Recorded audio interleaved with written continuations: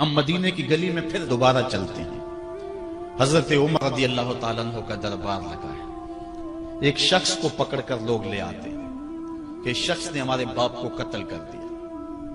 حضرت عمر رضی اللہ تعالیٰ عنہ نے پوچھا کیا ماجرا ہے بھائی؟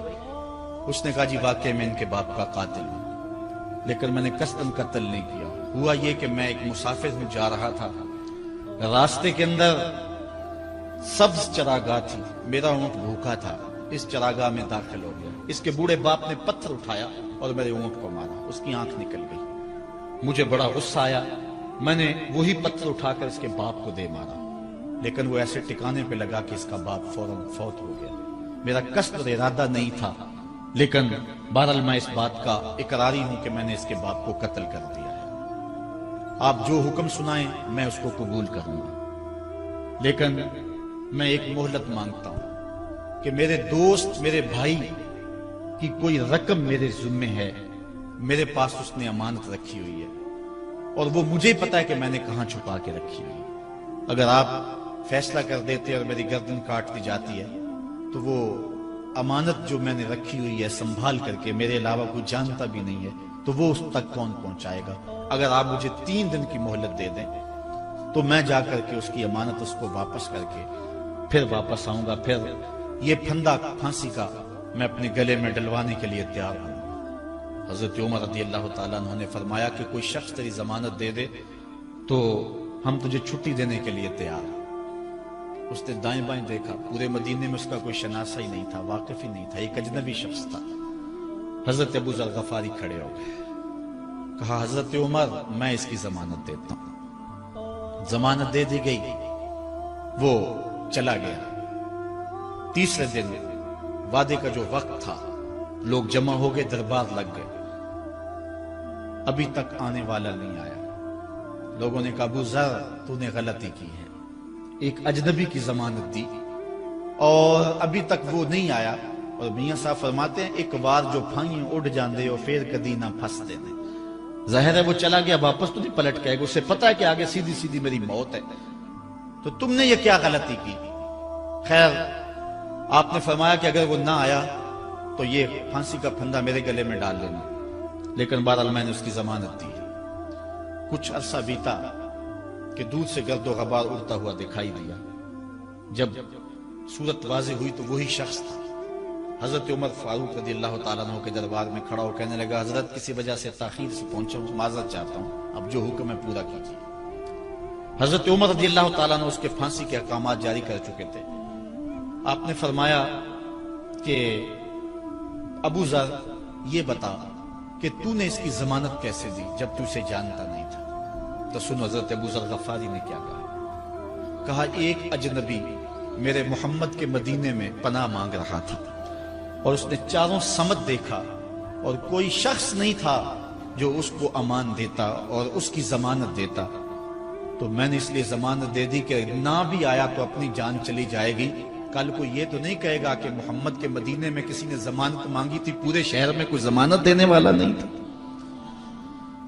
اس کو کہا کہ انہوں نے تو ضمانت دے دی، میاں اب تو بتا کہ تو چلا گیا تھا، تجھے جانتا کوئی نہیں تھا، نہ پلٹ کے آتا تو تجھے کوئی پوچھنے والا نہیں تھا، تو تو نے یہ دوبارہ موت کے منہ میں کیوں اپنا سر رکھا ہے؟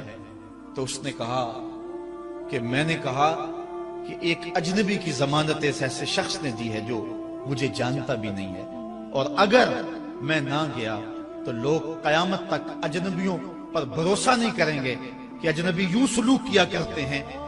تو حضرت عمر رضی اللہ تعالیٰ عنہ اس کے پھانسی کے احکام جاری کیے، تو جن کے باپ کو قتل کیا تھا وہ بیٹے کھڑے ہو گئے، کہنے لگے تاریخ کی کالک ہم اپنے منہ پہ ملیں گے، ہم بھی اپنے باپ کے قاتل کو معاف کر دیتے ہیں۔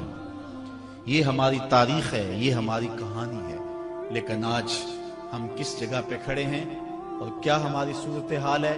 نہ ہمارا کردار رہا اور نہ ہمارا کوئی تشخص رہا۔ آج ہم نے اپنا تشخص بھی مٹا کے رکھ دیا، اپنے طرز زندگی بھی بدل دی، نہ ہماری باطن کی وہ روشنی رہی، نہ ظاہری وہ صورت رہی کہ ہم پہچانے جائیں کہ حضور کے غلام ہیں، بلکہ آج بھانت بھانت کی بولیاں بول رہے ہیں۔ اقبال نے کیا کہا تھا اپنی ملت پر قیاس اقوام مغرب سے نہ کر، خاص ہے ترکیب میں تجھے قوم رسول ہاشم۔ ایک تو وہ حدیث میں نے آپ کے سامنے رکھی جو حضور کا فرمان ہے، الشیطان جاسم علی قلب ابن آدم، انسان کے دل پر شیطان قبضہ جماتا ہے، جب یہ غافل ہوتا ہے تو وسوسہ اندازی شروع کرتا ہے، اور دل اگر پورا سیاہ ہو جائے تو پھر شیطان کے لیے معاملہ ہی آسان ہو گیا، کیونکہ سمجھو کہ دل کے قلعے کی دیواریں منہدم ہو گئی، اب شیطان جدھر سے مرضی آئے جدھر سے مرضی جائے۔ ہاں اب بھی اس کی اصلاح کا طریقہ ہے جو حضور نے ارشاد فرمایا۔ آقا کریم علیہ السلام نے ہمیں کسی معاملے میں بھی حضور نے تنہا نہیں چھوڑا۔ آقا کریم ارشاد فرماتے ہیں کہ لِكُلِّ شَيْءٍ سِقَالَةٌ وَسِقَالَةُ الْقُلُوبِ ذِكْرُ اللَّهِ، ہر شے کو زنگ لگ جائے تو اس کا زنگ کسی نہ کسی شے سے اتارا جاتا ہے۔ کپڑے میلے ہو جائیں تو صابن وغیرہ سے صاف کر لیتے ہیں، یہ لوہا میلا ہو جائے تو ریگ مار سے صاف کر لیتے ہیں، ہر شے کا زنگ کسی نہ کسی شے سے اترتا ہے۔ اب دل اگر میلے ہو جائیں گناہوں سے تو کیسے دل پاک ہوں گے؟ سقالۃ القلوب ذکر اللہ، کہا اللہ کا ذکر کرو دل ستھرے ہو جائیں گے، دل پاک ہو جائیں گے۔ جتنا زیادہ ذکر کرو گے اس قدر دل جلا پائیں گے اور دل نور پائیں گے۔